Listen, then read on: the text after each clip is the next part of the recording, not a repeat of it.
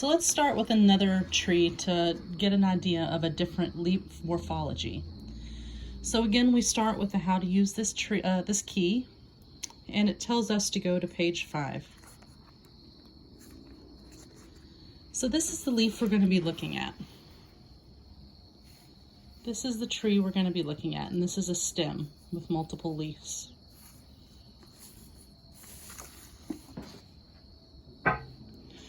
So, does the tree have needles? Well, the leaves aren't needles, they're blades, so I'm going to go to page 14.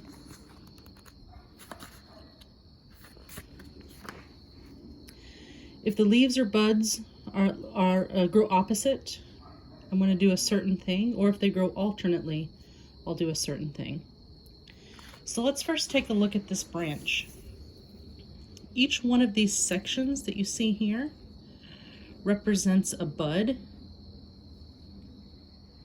And what you can see is the leaves are growing alternately out of nodes. So if we look out, this is a single leaf. This is a single leaf growing from a bud. So this means that this leaf is what? It's compound, and it's pinnately compound because the petiole and the rachis have leaflets. Each one of these are separate leaflets growing from a single center source. So not palmately compound, but pinnately compound. Okay, so we know we have alternate leaves. So let's go to page 21 to this symbol. Here we are.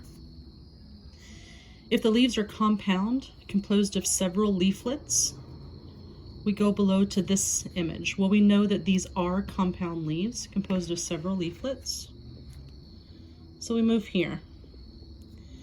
If leaflet margins are smooth and unlobed, we go to the next page. Or if they're toothed, we go to page 24. Let's take a look at these leaf margins. They appear smooth to me. I don't see any serrations. The leaflets are smooth.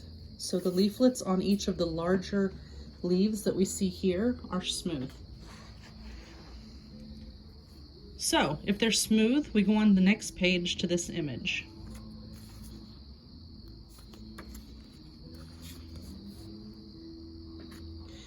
If the tree is small, growing in a bog or ditch, and the leaflets are more than an inch long, tapering to a V shape at both ends, don't touch it, it's poison sumac. Are these leaves tapering to a sharp point on the base and the tip? They aren't. I also didn't find this stem in a bog. In fact, these leaflets are rounded at one end or both. So I go below to where it says legumes. If the leaves or some of them are doubly compound, dividing and subdividing, I go to the next page to the double compound or bipinnately compound. If the leaves are singly compounded, I go below. Let's take a look at this leaf here. This whole thing is a leaf. Is there double compound? No, it's just single. 2 leaves, 2 leaves, 2 leaves. So I'm seeing a single compound, pinnately compound leaf. So I'm going to go below. If leaf tips are pointed, it's yellow wood. Well, we said my leaf tips are not pointed, they are rounded. Additionally, if the leaf tips are rounded and the twigs have short paired thorns, it's black locust. So let's check out these leaf, where the leaf meets the node, meets the stem. And I don't know if you can see it well, but there are in fact thorns. There's one you can see a little bit of. So there's paired thorns at each one of the nodes. There's a really good picture of one.